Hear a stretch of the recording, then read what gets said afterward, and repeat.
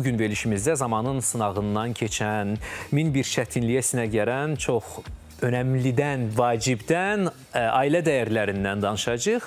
Ailə insanın ilk məktəbidir. Orada öyrəndiyimiz bizim sevgi, hörmət, qayğı, anlayış kimi dəyərlər demək olar ki, bütün həyatımıza bir istiqamət verir. Və bu mövzuda bizimlə söhbətləşəcək şəxs də çox dəyərli bir qonaqdır. Azərbaycanın tanınmış şairi, bizim ədəbiyyatımızda dərin iz qoymuş Tofiq Bayramın bacısı, politoloq, eyni zamanda ziyalı Svetlana Bayramovadır. Svetlana xanım, xoş gəlmişsiniz Sabahın Xeyir Azərbaycanın studiyasına. Xoş gördük, təşəkkür edirəm. Necəsiz, işləriniz necədir? Şükür, şükür Allah'a. Həmişə yaxşı olun. Svetlana xanım, sizin üçün ailə dəyərləri deyildikdə, gözünüz önündə ilk olaraq nələr canlanır? Sizcə ailənin sağlığını şərtləndirən əsas o dəyərlər hansılardır? Əsas ailənin möhkəm olmasında, ailə münasibətinin normal, qarşılıqlı məhəbbət, sevgi, uşağa qayğı, ata və ana arasında qarşılıqlı hörmət və ən əsas məsələlərdən biri də böyüklərə itaət. Mənə elə gəlir ki, əsas ailə dəyərlərindən sayılmalıdır. Bax, maraqlıdır, əsrdən əsrə, nəsildən nəsilə Azərbaycan ailə dəyərləri necə dəyişib? Ona yaşınız da imkan verir ki, bir təhlil aparıb cavab verəsiniz. Müşahidələriniz, o həyat təcrübəniz nə deyir? Ən çox hansı ailə dəyərlərimiz sizcə zəifləyib və yaxud da biz hansıları birazdan nikmin olaq da günümüzə qədər gətirə bilmişik? Bilirsiniz, son zamanlar nəinki Azərbaycanda, bəlkə də axırıncı yerdə Azərbaycanda ailə institutunda hansısa tənəzzüllər baş verməyə başladı. Mənə elə gəlir ki, o zaman, məkan, təbiətdə baş verən kataklizmlər, bütün bunlar eyni zamanda da ailə dəyərlərinə, ailə münasibətlərinə təsir elədi. Bugün, tutaq ki, ailədə böyüklərə əvvəlki itaət yoxdur. Hamı azad yaşamaq istəyir, hamı sərbəst olmaq istəyir. Sözsüz ki, xətrinizə dəyməsin, bu işlərdə televiziyada öz mənfi rolunu müəyyən mənada oynamış olur. Yox, biz bu mənadan narahat deyilik, çünki alnımız açıqdır. Bax, elə bundan danışırıq bu televiziyada, bu mövzudan danışırıq. Çox sağ olun ki, ümumiyyətlə, ictimai televiziya həmişə bu məsələlərdə çox demokratik bir mövqe tutub. Hər kəsə, hər tərəfə şərait imkan yaradıb ki, öz sözünü desin.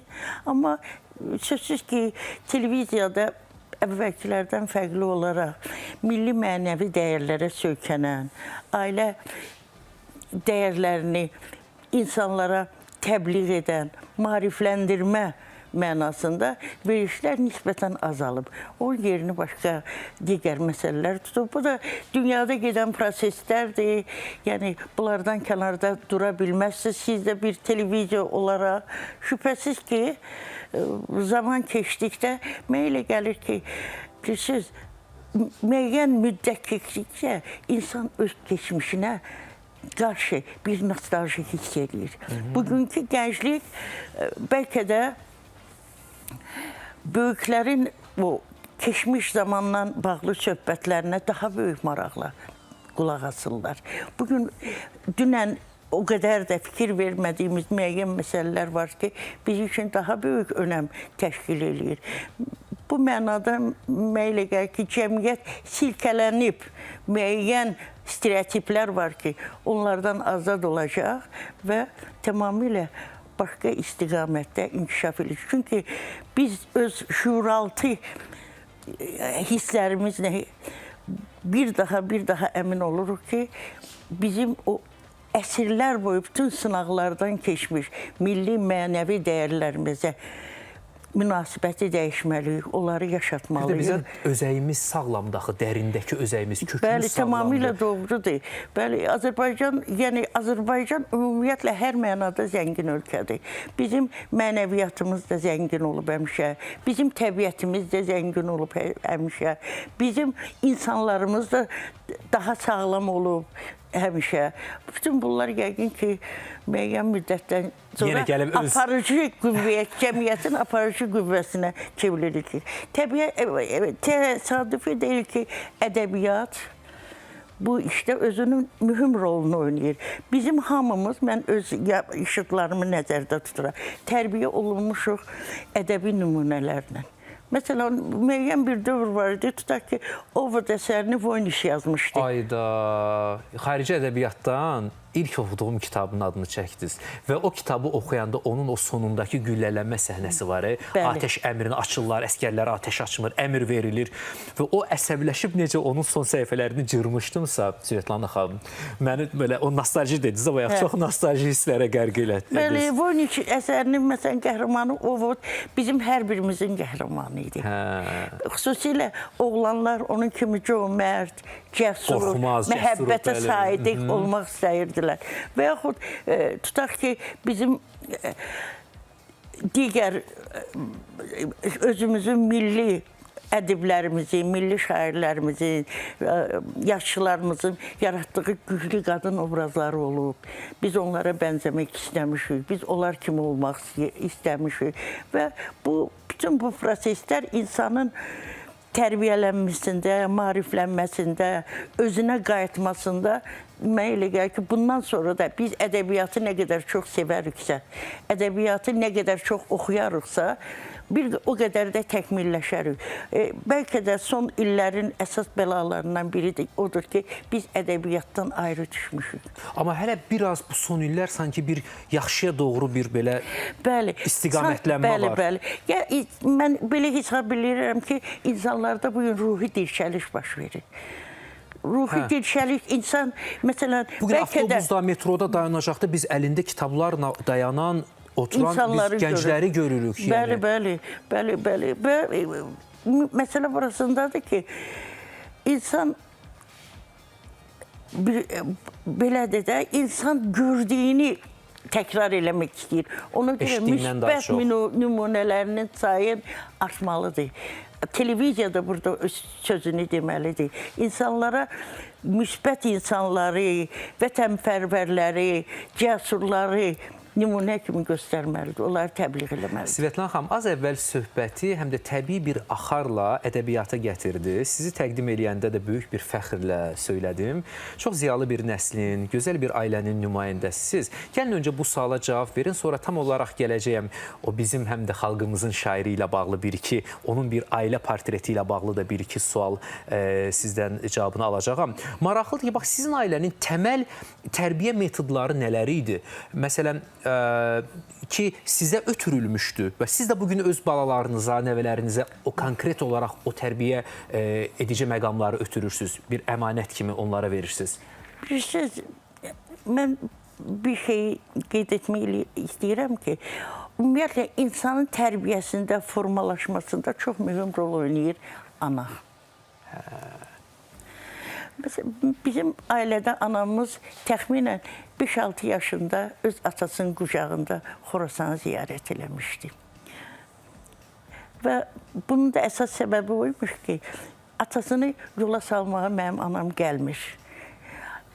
Və mənim babam gedir, o dövrdə gəmi ilə gedirlər əvvəl buradan Krasnovodskiyə, oradan müxtəlif nəqliyyat vasitələri ilə, piyada, at üstündə, dəvə üstündə yol gedirlər. Babam da anamı görmədən, onunla görüşmədən getmək istəmir. O dövrdə mənim babam Məşədi Hüseynəli Bakının tanınmış xeyriyyəçilərindən olur. Və deyir ki, mən gəmiyə minib gedə bilmərəm, Zivər mənimlə vidalaşmasa. Ona görə göndərirlər ki, mənim anamın adı Zivər olur. Anamın ardınca göndərirlər ki, onu gətirsin, babamla vidalaşma. Və mənim anam atasını qucaqlayır, deyir ki, o vaxt atıya ağa deyirdilər. Deyir, ağa, mən sənsiz yaşaya bilmərəm, mənə də özünü apar, körpə uşaq bunu deyir. Və o boyda kişi deyir, yaxşı, mən sənsiz getmərəm. uşağı qucağına alır, o uzun, o çətin, daşlı kəsəkli yolları qucağında balasını əzizləyərək Xorasana gedir. Belə bunun özüm, anam tez-tez bu mövzuda danışmağı sevərdi. Biz də oturub sakitcə onun o xatirələrinə qulaq asardıq. Ailəni gücləndirən də nədir? O sevgi, o sevgi dolu xatirələr. Özünün atasına olan məhəbbətindən danışardı. Çünki anam öz anasını çox körpə ilə itirmişdi. Atası onu həm ananı, həm də atanı əvəz eləmişdi.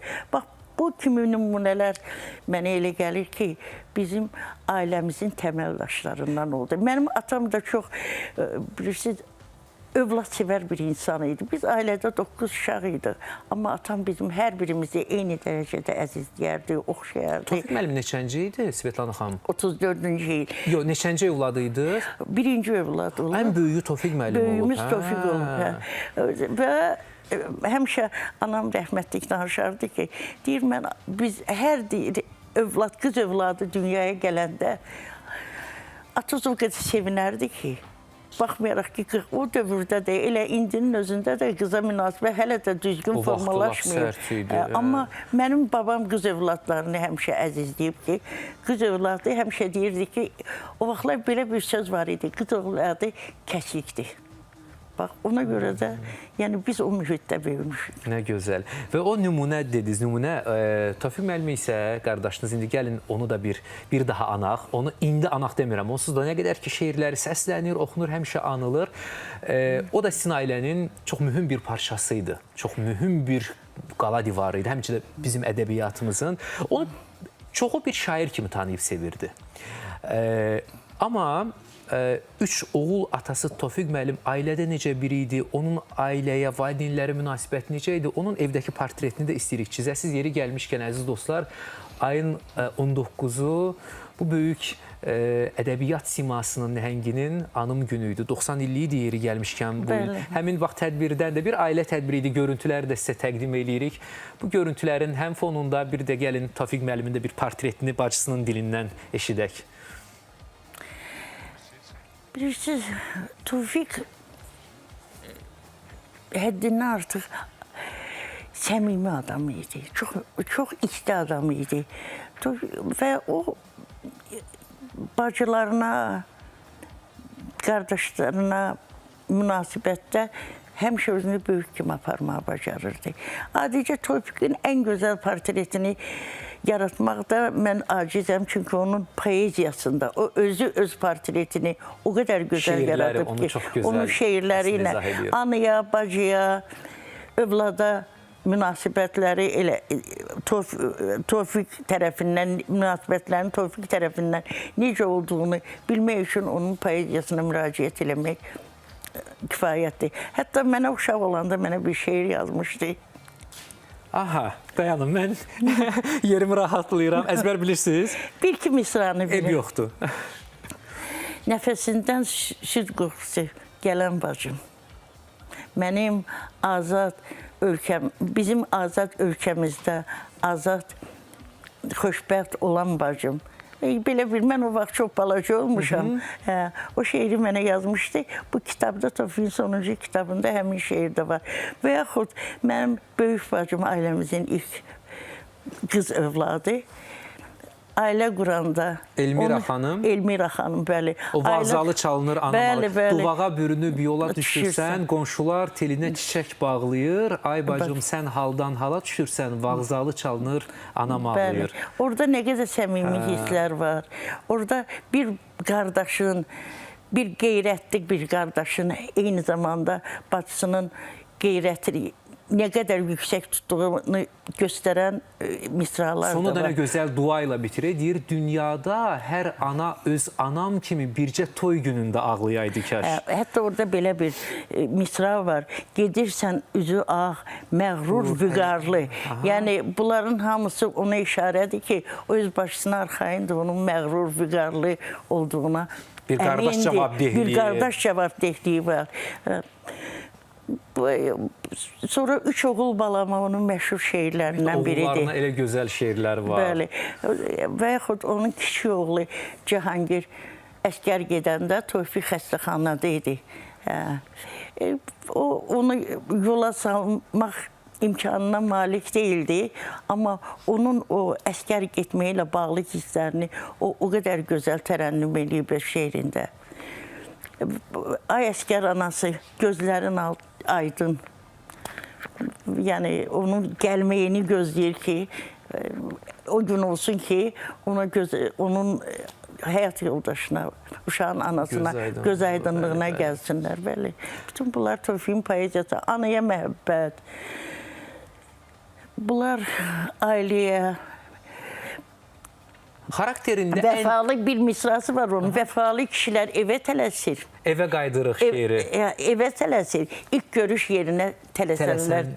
Yəni o evə qaydırıq şeiri də çox möhtəşəmdir. Qadın-kişi münasibətlərinə toxunur. Çox belə ideal bir portret yaradılıb. İlk övladı dünyaya gələndə ona Zakiri də qəşəngdir oğlumun xurmayı saçır.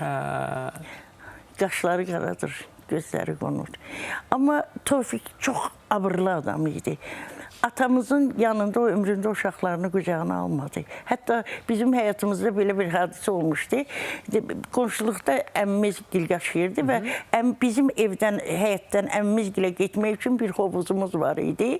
O ərik ağacının yanındakı hovuzdan gedir yoxsa? Yox. Əmircanda? Bəli, Əmircanda bizim həyətimizdə 3 hovuz var idi. Biri 6 güşəli idi, o biri 8 güşəli idi. Biri də böyük bir hovuz idi. Hətta onun üstündən biz keçirdik əmmimizgilə. Bir gün Tofiq yığışırlar ki, əmilərim o hovuzun üstündə, amma onun nə ara kəsmə var idi, nə bir müəyyən deməli ki, dəmirdən nəsə var idi ki, o hovuzun üstünü qorusun. Tofiq gil orada olurlar, onun Zakir oğlu canadan olmuşdu. 3-4 yaşında olan ilk balası. O da hovuzun üstündə o yan bu yana gəzir və birdən gəlir Tofiqin ayaqlarından yapışır uşaq. Tofiq əmilərinin atasının yanında uşağa nəinki kömək göstərir, qucağına qalır. Hətta heç fikir də vermir uşaq. Uşaq bunun ayağından yapışır, Tofiq geri çekilir ki, uşaq bunu azad eləsin. Bu anda uşaq hovuzdan yerə yıxılır. Hətta mənim atam o anda Tofiqə bir sillə də vurur ki, ay zalım, o uşağı niyə o günə qoydun? Yəni abır, həya məsələsi burada. Amma səhnə onun tamaşaçı önündəki o duruşu onun həm də bir sanki azadlıq yeri idi. Onun beşiyi idi. O necə gürlüyardı səhnədəki şeirlərini necə qiraət eləyərdi və bu mənada da öz şeirlərin həm də əsl müəllifi idi. Svetlana xanım, təəssüf ki, vaxt deyirlər, gözəl gedəndə tez bitir. Artıq efirin gəlirik son dəqiqəsinə. Çox təşəkkür edirik. Onun ətrini, onun nəfəsini alırıq sizdən. Siz də bir bacı kimi doğrudan da o qədər bu yolda yorulmadan çalışırsınız. Və onun irsini onsuz da ən gözəl halda şeirləri yaşadır. Bəli. Amma bir bacı kimi, bir ailə üzvü kimi sizinlə həm də bugün ailə dəyərlərindən əbəs yerə danışmadıq. O ailəyə sadiq biri kimi siz də yorulmadan çalışırsınız. Allah can sağlığı versin. Biz həmişə Tofiqlə nəfəs almışıq. Onu çox sevmişik. Təkcə mən yox, bütün ailəmizin üzvləri. Özdə mən öz xidmətlərimi bu mənada şişirtmək fikrində deyiləm. Yox, qətiyyən. Adi bir bacı borcumu yerinə yetirmişəm. Bilirəm. Biz danışanda da efir hazırlıqda bunu qeyd etdiniz. Əziz dostlar, artıq 3 saatlıq Sabahın Xeyir Azərbaycan sonuna gəldik. Və ailə dəyərlərindən başladıq. Elə həm də özü gözəl bir şair olmaqla yanaşı, həm də bir gözəl ailə başçısı olan, gözəl bir qardaş olan, gözəl bir oğul olan, kimlər üçün də, nə bilim, gözəl bir bəlkə də əmoğlu, xaloğlu olan bir insanı da nümunə çəkərək, anaraq onun ruhunu da yad etdik. Və sonda bilirsiniz, həm də Tofiq müəllimin şeirləri bir neçə mahnıya xüsusi bir can verib və o şeirlərin özündən nəğmə doğulub. Baxmayaraq ki, bəzi hallarda bunun tam tərsi olub. Onun bir şedevri var. Ay Gecikən Məhəbbətim, Sərxan Sərxanın belə deyək musiqi verdiyi. Amma biz bu dəfə proqramımızın sonunda həmin mahnını təqdim edəcəyik yeni nəsil ifaçılarından birinin təqdimatında və bu həm də onun sübutudur ki, Tofiq Bayram şeirləri bugün artıq yeni nəslin nəfəsində də yaşayır.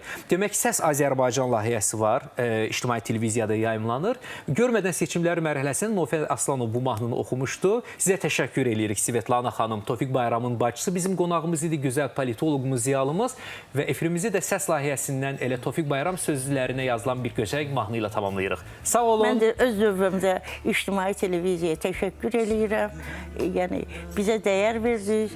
Tofiqin də xatirəsi andır. Ruhu şad olsun. Çalışın ki, əgər o həqiqi məhəbbətdirsə və sizin olmalıdırsa ona gecikməyəsiniz. Salamat qalın.